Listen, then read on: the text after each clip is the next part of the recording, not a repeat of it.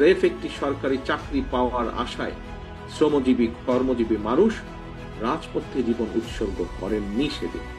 সরকারি চাকরিতে কোটা সংস্কারের দাবিতে গত বছর জুলাইয়ে যে আন্দোলন শুরু হয়েছিল, সেই আন্দোলনে কিন্তু শ্রমজীবী মানুষের সরাসরি কোনো স্বার্থ হয়তোবা জড়িত ছিল না, কারণ তারা কোনো সরকারি চাকরির আশা করেননি।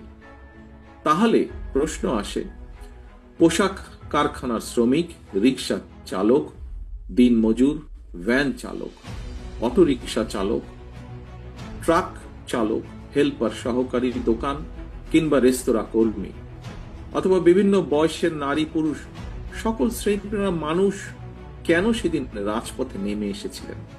একজন রাজনীতিবিদ হিসাবে, একজন রাজনৈতিক কর্মী হিসাবে আমি একটি কারণ খুঁজে পাই।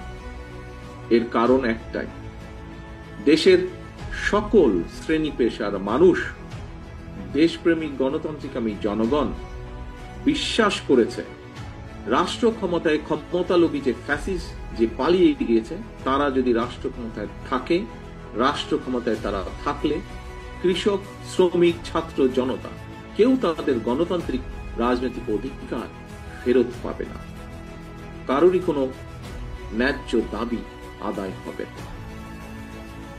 দেশপ্রেমিক গণতান্ত্রিকামী জনগণ বিশ্বাস করেছিল সেদিন যে ক্ষমতালোভী ফ্যাসিস্ট রাষ্ট্র ক্ষমতা কুক্ষিগত করে রাখতে সক্ষম হলে দেশের সার্বভৌমত্ব ভুলুণ্ঠিত হবে, এবং এ কারণেই ফ্যাসিস্টদের সেই স্বৈরাচারের শাসনের বিরুদ্ধে দেশপ্রেমিক শ্রমজীবী কর্মজীবী মানুষ নির্দ্বিধায় শহীদ মৃত্যুকে সাহসের সঙ্গে সেদিন আলিঙ্গন করেছিলেন।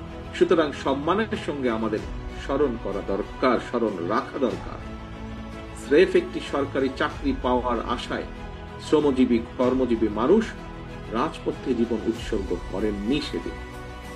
এই জনগণ একটি ইনসাফ ভিত্তিক গণতান্ত্রিক মানবিক রাষ্ট্র প্রতিষ্ঠার স্বপ্ন নিয়ে, আকাঙ্ক্ষা নিয়ে রাজপথে নেমে এসেছিলেন। ফ্যাসিবাদ হটিয়ে রাষ্ট্র রাজনীতিতে জনগণের আইনের অধিকার, জনগণের অধিকার প্রতিষ্ঠার আশায়, নিজেদের অধিকার প্রতিষ্ঠার আশায় আত্মত্যাগ করেছিলেন। আজ যদি শ্রমজীবী কর্মজীবী মানুষেরা জানতে চায়, সেই শহীদের আত্মা যদি জানতে চায়, গণ অভ্যুত্থানে সবচেয়ে বেশি সংখ্যক শ্রমজীবী মানুষ শাহাদাত বরণ করেছে, কিন্তু বর্তমান সরকার এবং প্রশাসনে শ্রমজীবী কর্মজীবী মানুষের অবস্থান কি? পলাতক ফ্যাসিস্ট মুক্ত বাংলাদেশে বর্তমানে রাষ্ট্র সংস্কারের যে কর্মযজ্ঞ চলছে, সেখানেই বা তাদের প্রতিনিধিত্ব কোথায়?